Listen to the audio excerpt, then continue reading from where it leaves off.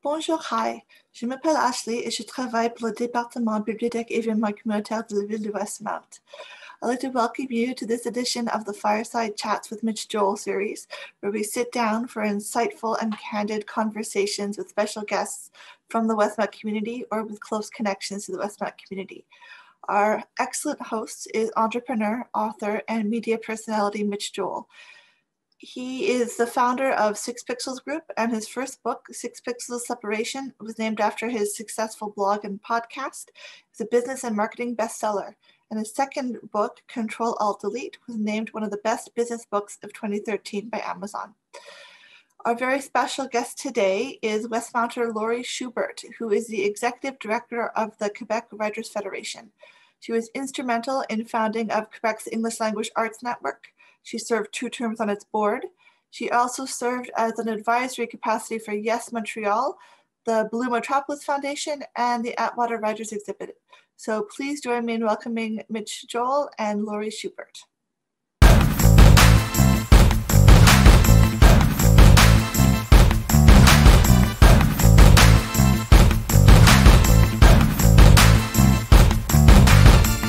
Well, thanks so much for that introduction, Ashley. I'm super excited to get this conversation rolling. We've got Lori here, and let's see, by the magic of technology. Oh, there's Lori. Hello. How are you, Lori?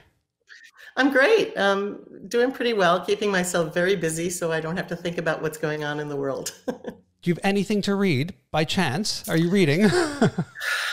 I'm embarrassed to tell you how little I read these days. It's, oh, no. You know, life is work all day and make dinner and then watch Netflix or some other version. So I found since the pandemic that my concentration for reading is really low. So I hope that doesn't spoil all your questions. No, it doesn't spoil anything. In fact, I'm somebody who was reading around a book a week and found that when COVID hit, and for us it hit a bit early because I think I had it in early March last year. Same. I couldn't read books. It took me a long while to get back to it. I am back, but not at the speed and propensity that I had prior to the pandemic. And I don't think you and I are unique in that. Apparently, there's a lot of research about this COVID brain or just our focus and how we're feeling because of the change in our behavior and our habitat and all that. I don't know. Exactly. And interestingly, on the flip side of it, because of course I have contact with a lot of writers, people are having trouble writing too. Oh, no. That terrifies me. if I'm being honest, it's a terrifying aspect. Was there a book, though, that did get you through the pandemic? Was there something that you read that really captured your imagination? Oh, gosh, I have such a short memory. I just read something. This is embarrassing. Instead of you had to know I was going to ask you these things. Yeah, well, I didn't know what you were going to ask, but interesting. I'll talk about a book, but the book I'm going to talk about hasn't come out yet. Oh, let's do that. It's and it's a little self-serving in that QWF is a partner in the production of this book with Guernica Press. It's a book of essays that we originally published on our website when the pandemic started. It's called Chronicling the Days. And we invited our members and even people outside of our actual membership to submit very short essays on how they were getting through, what their reactions were to the early days of the pandemic. And we ran it for, gosh, from April to, I think actually through May. So for a couple of months. Well, it must have been because we got 100 essays and they're all gathered together in this book that's coming out in March. And I did work on, I read through that a couple of times. So that's what really looms large in my mind right now as to what I've read and how it impacted me and connected to the pandemic. For those who don't know, can you give us a brief explanation of what the Quebec Writers Federation is, why it matters, why it exists? Sure. Yeah, people don't know. They kind of assume it's a trade organization. We're a membership organization, membership-based. We have about 750 members who are aspiring, emerging, or established writers. So writers at all stages of their careers, even hobby writers who just like taking workshops once in a while. We provide various services for them and activities. Professional development is a major one. So we have a lot of writing workshops with really excellent writers running those. We have a mentorship program. We have a program called Writers in the Community. That's actually our biggest program. It's grown tremendously, where we send writers out to work with at-risk youth in the community. We also run annual literary awards for fiction, nonfiction, poetry, translation, playwriting, children's and young adult literature. I may have left, oh, and best first book, new book of the year. And yeah, and we have many other things. We have an online database with information about Quebec books, and it's all English language writers that we represent. So we promote the writers, we help develop the writers, we create community. That's a large part of what we do. So we have, you know, these days online events that people come to, something called Shut Up and Write that we do every other Saturday right now. Actually, the list goes on and on. It's exhausting how much we do. That's amazing. And when you think about it, is it a federation, or is it a group to get writers writing more? Is it to get writers to build their community of writers? Is it to create more awareness for the readers? What's the real focus of it? Well, the answer to those questions is yes. We're really there for all of those reasons. I think if you had to look at what an underlying reason why we're necessary, because there are writers associations like this throughout Canada. Each province pretty much has one. But because we're an English language community in a French province, there are challenges for the writers, and they're not major, you know, upheavals of their lives, but the community that we create for them is one in which they can feel completely at home. Because, of course, if you're a writer, everything you do, everything you say, you're thinking about the way you're doing it, the way you're saying it, the language. And it's very difficult, for example, for a writer who joins UNEC, which is our Francophone sister organization. It's a little different. It's more of a union. You know, it's very difficult to feel quite at home in your second language if your second language isn't really as strong almost as your first language. So we're creating all sorts of opportunities for them. We're engaging them. We're hiring people. We pay about 200 writers a year. So we provide employment and help them, workshop leaders, mentors, jurors, writers in the community, facilitators. So depending on what stage of your career you're at, it may just be for to meet other people who are like-minded. You know, there are people who just come to our schmooze events and enjoy that. I think the workshops are a big piece of it, though. Professional development is a very big piece of what we do as well. It's interesting. I've done some writing in my time. I've written 2 books and do a lot of writing. I know. And because of that, a lot of my peers and friends and family members will come to me and say that their child wants to become a writer. We romanticize this idea of writing. Can't wait for Cafe Bazin to be open where I can spend my hours on my latte writing.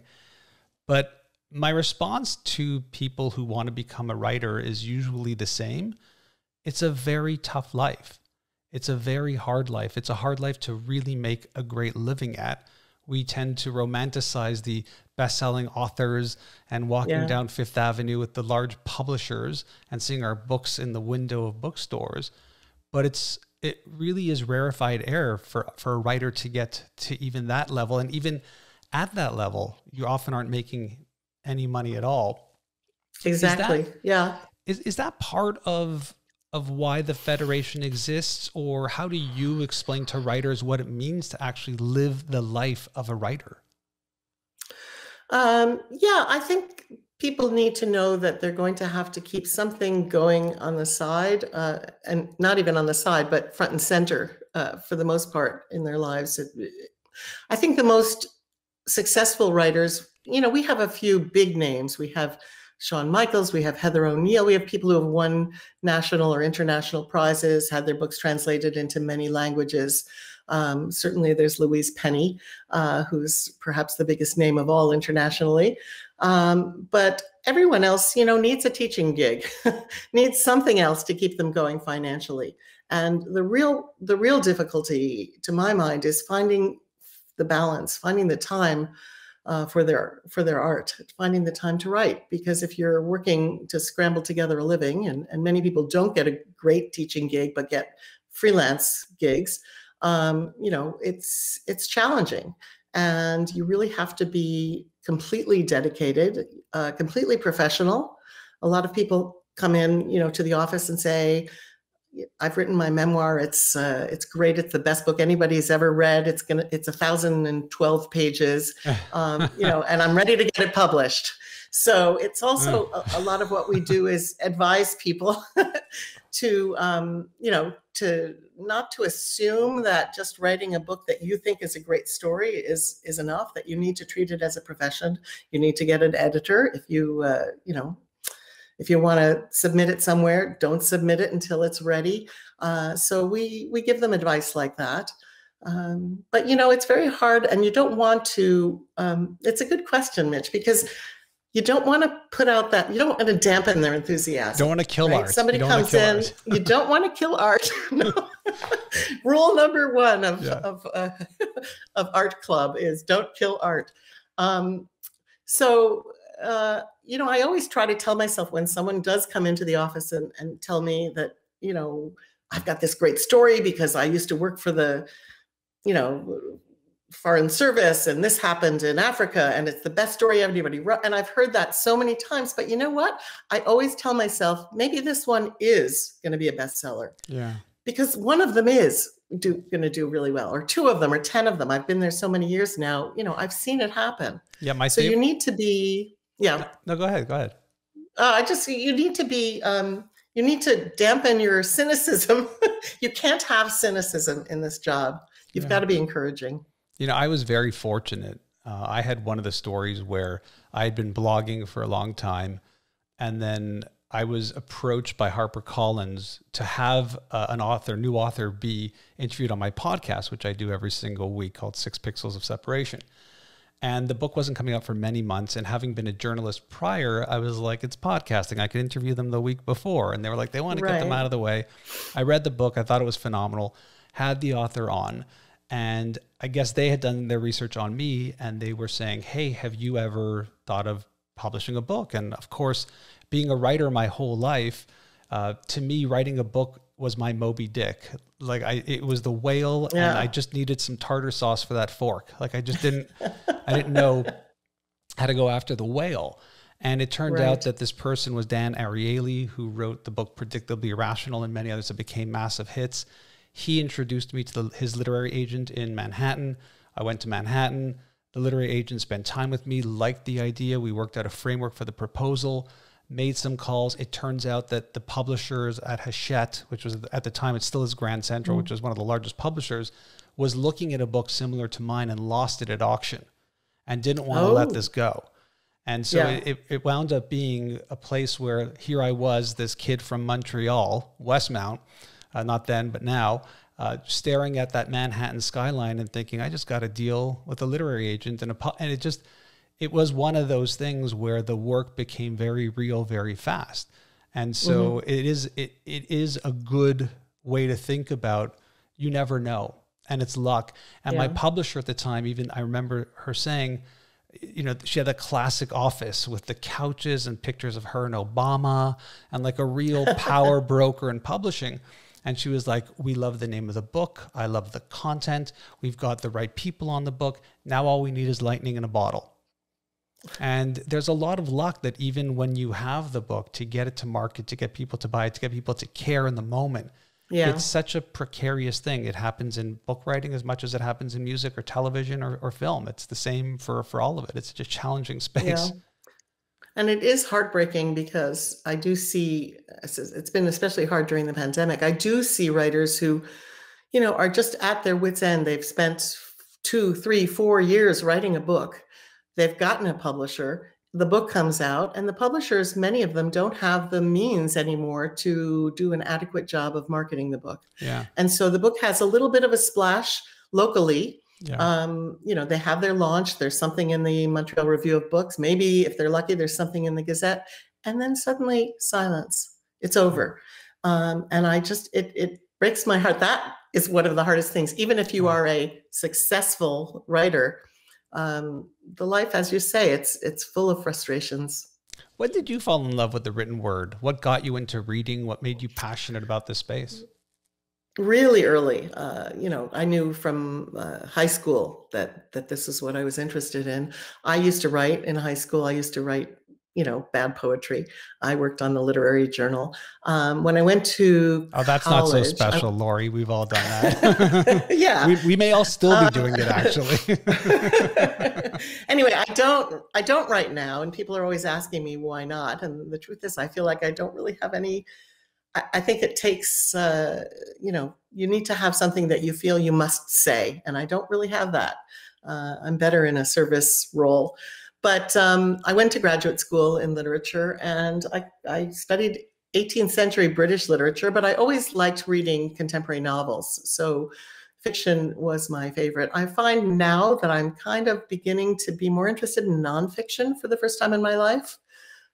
So that's interesting to me. I don't know what's making that change. I'm working in reverse of you. I've always been nonfiction business, and I've committed to reading the Giller Prize winner every year at least. And then I'll usually pick up another anthology just to feel like I have some level of sophistication in the fiction space, because it's been a challenge for me, in particular literature. Literature has always been a massive challenge for me. I don't know if it's the language or the time in which it's written, and it's hard for me to get my brain to wrap around it. So I understand that when you're trying to switch the genres or open yourself up to another genre. I know when I started trying to go down science fiction, which I love fiction and fantasy, but you start reading these books and there's like 15 characters with all these names you can hardly pronounce. And I'm like, I got to go back to a business book. So I hear you. I feel your pain. I totally feel your pain. And so let's talk a little bit about how things have changed. You joined the Federation in 2003. So we're at year 18, or heading into 2 decades of being there. How has the landscape changed? And I'm thinking in particular about the fact that the gatekeepers of publishing have changed. You know, I just told the story of my literary agent and my publishing house, but the truth is, with Amazon and many other opportunities to self-publish, it's very easy to actually put a book out into the world. Yeah. Self-publishing for a long time was seen as like icky, like you didn't do that or it wasn't legitimate. And now we're seeing many self-publish or hybrid models where people are paying a different type of publisher to work with them to get it into the market, and they get them into airports, they get them into bookstores, they do all that. How has the landscape changed for you in terms of e-reading and all of those things? Well, you've just said it in a way. I mean, it's certainly true that many, many more people who want to be published can be published if they have the means. There's also the internet. I mean, when I started, people weren't writing like, you know, there weren't so many opportunities to get your work out in public. And there are people who do that. And I'm always surprised when I learn of somebody who's got, you know, thousands of followers on you know, their blog. I think what it has done, it's democratized writing, and a little bit to the, again, I'm going to go back to those people who think they've finished a book when they've finished a draft. Right. So there's a lot more not finished writing becoming available to the public, because people are going to a self-publishing platform and getting a book that might look beautiful because they get a professional designer to do the cover and the interior, but they might not have taken that extra step of getting a professional editor to work on the book with them. So it's, you see, excuse me, for our literary awards, we do accept self-published books. By the same token, as I was saying before, you know, sometimes they're great. There are lots of people who have tried to get a publisher by a traditional route, failed to, but have a manuscript. It's been beautifully edited. And so they finally decide, I'm going to just publish this my own way. And we have had self-published books occasionally make it into the short lists for the literary awards. So I think there's a lot more interest. An interesting one proof of that, I guess, is whenever I go to a multidisciplinary event, because I've also been involved, as you know, with Yes Montreal, which does an arts conference every year, and also with ELAN, the English Language Arts Network, which represents all disciplines of arts. Whenever I meet someone who's a painter or a dancer, I ask them, I let them know, or, somehow it comes up that, are you writing too? And very often they are. So they might have to write an artistic vision. They might have a photography show where they're writing accompanying text or a catalog to their art show. So they're just, lots and lots and lots of people are considering themselves writers in some form or another. It may not be their primary activity, but they're devoted to it. It's the one thing that bothers me about being a writer is people think, well, I can just write a book. Yeah. Like nobody thinks I can just sing. Like you have to have skill. You paint, dance. It's a strange art form because people really think, well, I can just write a book. And I'm like, words are hard. Right. It's not, dancing is hard, singing is hard. But there's a perception of this great novel that might be in me. So again, it's interesting, but at the same time, it's terrifying because people think anybody can write a book, and everybody can write. I just don't think everybody can write well. It's a really tough thing to do. Yeah, yeah. Well, that's a good analogy. I mean, I spent many years as a professional singer, classically. And with singing, you go out there right at the beginning and somebody hears you and you get feedback and you find out if you're any good at it. With writing, you're all alone in your house and you are going on maybe for years at a time. And unless you take that step consciously to get readers for your manuscript, you don't know if you're any good. Yeah. And if you're not going for professional development, you're not going to necessarily get better. So feedback. I mean, I really encourage people to take our workshops or some other workshops. There are lots of possibilities out there, and hear how people are responding to their work, because it may not be the way they think people will respond to their work. All right, let's have a little. Yep. No, go ahead, please. Oh, I was just going to say is the way people respond to your work is your work. Right. It's not what you think. It's how it's absorbed. Yeah, my friend Sally Hogshead wrote a book called How the World Sees You. And it's a really great book on branding, because we tend to want to put out an image versus understanding actually what are the inputs and the perception that people have of us, which is a very powerful thing. I want to have a little bit of fun, Lori. Let's talk about what's your favorite bookstore in the city. No pressure, not insulting other people, but go. Yeah. Okay. Let's see. Well, it used to be Nicholas Hoare. That was an easy answer. And I guess right now it's Paragraph, for various reasons. I like their selection. I like the people who work there. We are partners with them for a number of activities. I mean, this is very political of me. They do sponsor our fiction prize. Would you like them if they weren't sponsors? Yes, I would. I like the space. I like the air there. Me too. I like the light. Yeah. And I don't go, I mean, D&Q is Drawn and Quarterly, for those who don't know, is fantastic, but it's really off my beaten path. So I don't get there very often. Well, you're a woman. It's a close second. You're after my own heart. I would say Andreas and the people at Paragraph. Big shout out to Andreas. Have always been warm, and it's a great local shop. I do love Drawn and Quarterly because I'm a comic book nerd too, so I have that duality as well. So now let's take it to another level. Anywhere in the world, what's your favorite bookstore anywhere that you've ever been to? Oh, wow. Gee whiz, that's a hard question. Can I even remember the names of bookstores I've been to around the world? I haven't been to that many. I'll tell you what, I'll do mine while you think of yours. Yeah, okay. There's no doubt for me that it's the Strand in New York City. I love going to the that's Strand. The first one. All right. That's the first thing that occurred to me, but it's been so many decades since I've been to the Strand that I hesitated to say it. Okay. So, but since we saw eye to eye on the Montreal bookstores, I think that makes sense that we would see eye to eye on that too. In fact, I'm mad now because I was wearing my Strand t-shirt yesterday and I should have worn it to do my Superman move to just prove how hardcore I am. But if you're ever in New York City, the bookstore, the Strand it's a sight to behold. Now, the truth is there are tons of beautiful bookstores all over the world. Amsterdam has some of the most incredible, Prague as well. So when you travel, it's very important to go and look at bookstores. It's very important, at least for me. I'm a total nerd for the I love my Kindle, but I love the physicalness of it. Are you more of a e-reader or a physical reader? I recently switched over to Kindle for most of my reading because I was doing some longer traveling and I needed to take a lot of books with me. I went to Italy for several weeks. So I had resisted the Kindle. Of course, the Quebec books that I buy hard copies. I often get them autographed, which is really nice. I have a nice collection. But now, and there's something obviously about the instantaneous acquisition of a new book. Like you read a review and you say, oh, I want that. And you can have it in 30 seconds. Yeah. It's incredible. So that's hard to beat. But I do like to support bookstores. So I still do go to bookstores. I still always buy a book when I go in a bookstore, pretty much at least one. I have a terrible addiction. I won't do it, but I could turn my camera around and show you the stacks of books on the floor in my living room that I am going to read one day.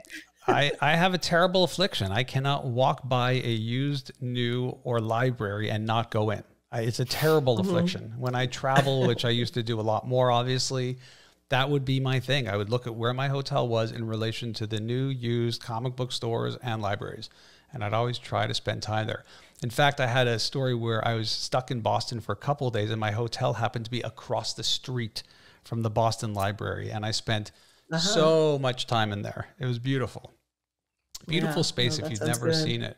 Are you, and we're obviously doing this for the Westmount Library. Are you a bit of a library nerd? Do you go to the library, spend time there? Well, you know, I like to, when I have a grant application to write or something else where I need some undisturbed time, I like to go to the Westmount Library and sit in the reference area and work for hours. I really enjoy that. It's a beautiful library. I love it. But my office is in the Atwater Library building.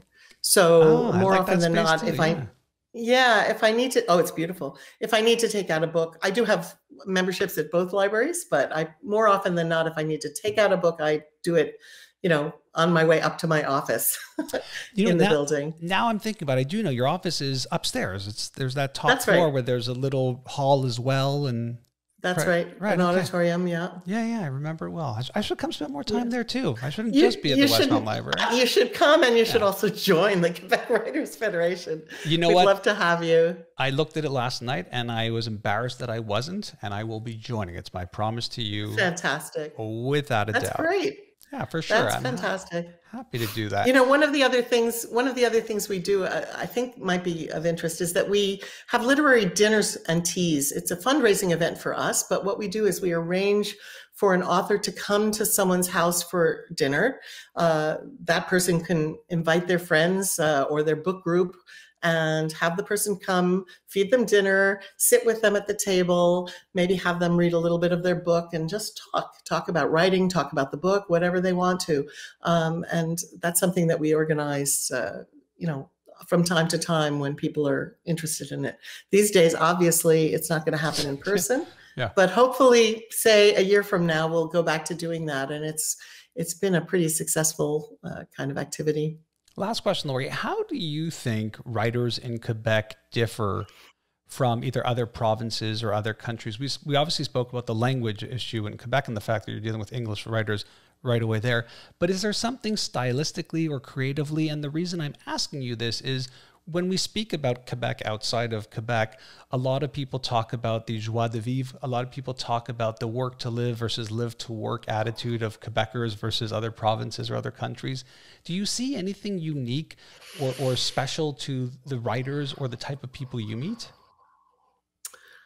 If I had to give a one-word answer, it would be no, because there's just such variety. I mean, it's like anything else, but there is something about the language in Quebec that's different from other places, and the creation of many Quebec books are set in Montreal or somewhere in the province, and the sort of mixture of French and English does show its face there. That there's a, you know, if you are from somewhere else, it's either going to appear charming or baffling, perhaps, when someone mentions a dépanneur.